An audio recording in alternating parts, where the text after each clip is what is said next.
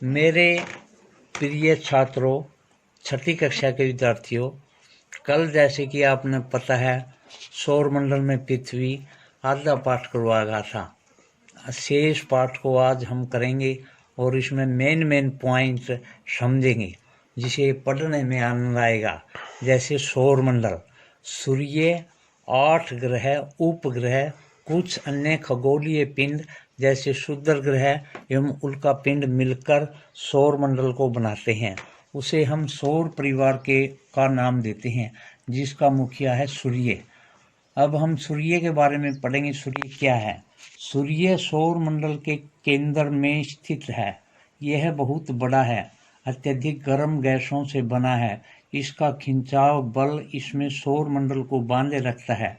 सूर्य सौर मंडल के लिए प्रकाश एवं ऊष्मा इकट्ठी करता है, लेकिन हम उसकी अत्यधिक तेज ऊष्मा को महसूस नहीं करते हैं, क्योंकि सबसे नज़दीक का तारा होने के बावजूद भी यह हमसे बहुत दूर है। सूर्य पृथ्वी से लगभग 15 करोड़ किलोमीटर दूर है। ग्रह, हमारे सौर मंडल में 8 ग्रह हैं। सूर्य से दूरी के अनुसार वे हैं बुध, शुक्र, पृथ्वी, मंगल, बृहस्पति, शनि, यूरेनस, नेपच्यून। सौर मंडल के सभी 8 ग्रह एक निश्चित पथ पर सूर्य का चक्कर लगाते हैं।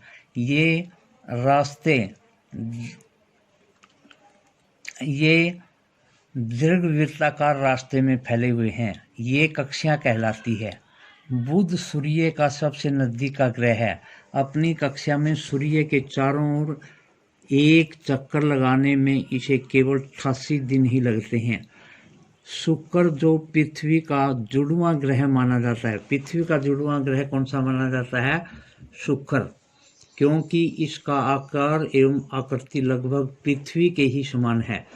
अभी तक प्लूटो भी एक ग्रह माना जाता था, परंतु अंतर्राष्ट्रीय खगोलीय संगठन ने अपनी बैठक जो कि 2006 में हुई थी, में निर्णय लिया कि कुछ समय पहले खोजे गए इस खगोलीय पिंड को एवं प्लूटो को बौने ग्रह कहा जाता है और ये पृथ्वी के ग्रहों में से, सूर्य के ग्रहों में से निकाल दिया गया। पृथ्वी, सूर्य से दूरी के हिसाब से पृथ्वी तीसरा ग्रह है। आकार में यह 5वां सबसे बड़ा ग्रह है। यह ध्रुवों के पास थोड़ी चपटी है। यही कारण है कि इसके आकार को भू-आब कहा जाता है। भू-आब का अर्थ है पृथ्वी के समान आकार। जीवन के लिए अनुकूल परिस्थितियां संभवतः केवल पृथ्वी पर ही पाई जाती हैं। पृथ्वी न तो अधिक गर्म है न अधिक ठंडी है। यहाँ पानी एवं वायु उपस्थित हैं जो हमारे जीवन के लिए आवश्यक हैं। वायु में जीवन के लिए आवश्यक गैसें जैसे ऑक्सीजन मौजूद है। इन्हीं कारणों से पृथ्वी सौर मंडल का सबसे अद्भुत ग्रह कहा जाता है। अंतरिक्ष में देखने पर पृथ्वी का रंग नीला दिखाई देता है, क्योंकि इसका 2/3 हिस्सा पानी से ढकी हुई है, इसलिए इसे नीला ग्रह भी कहते हैं।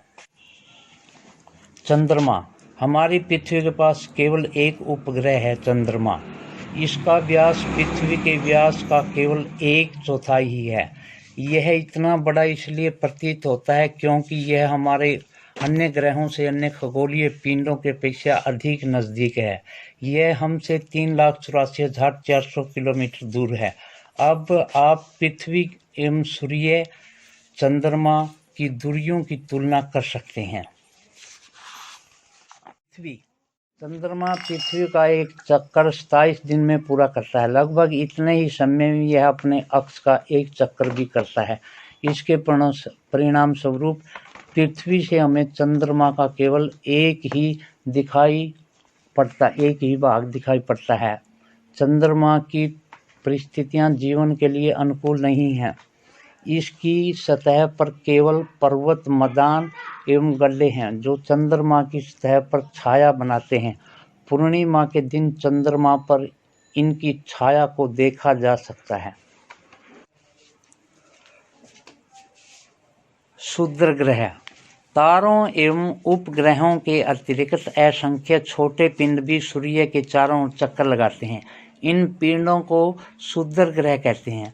ये मंगल एवं बृहस्पति की कक्षाओं के बीच में पाए जाते हैं। वैज्ञानिकों के अनुसार क्षुद्र ग्रह ग्रहों के ही भाग होते हैं जो कि बहुत वर्ष पहले विस्फोट के बाद ग्रहों से टूटकर अलग हो गए।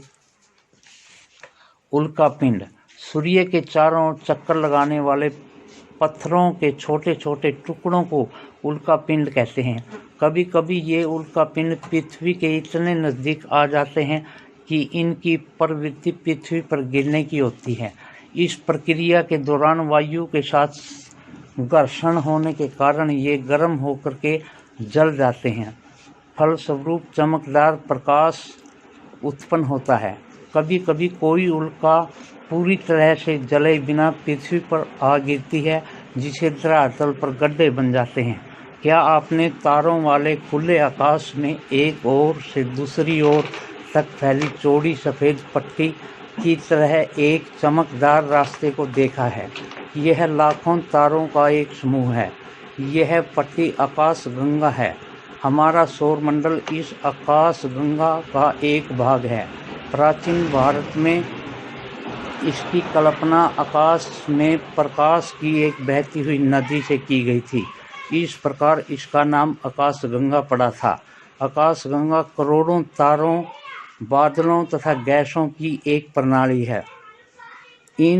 इस प्रकार लाखों आकाशगंगाएं मिलकर एक ब्रह्मांड का निर्माण करती हैं। ब्रह्मांड की विशालता की कल्पना करना अत्यधिक कठिन है।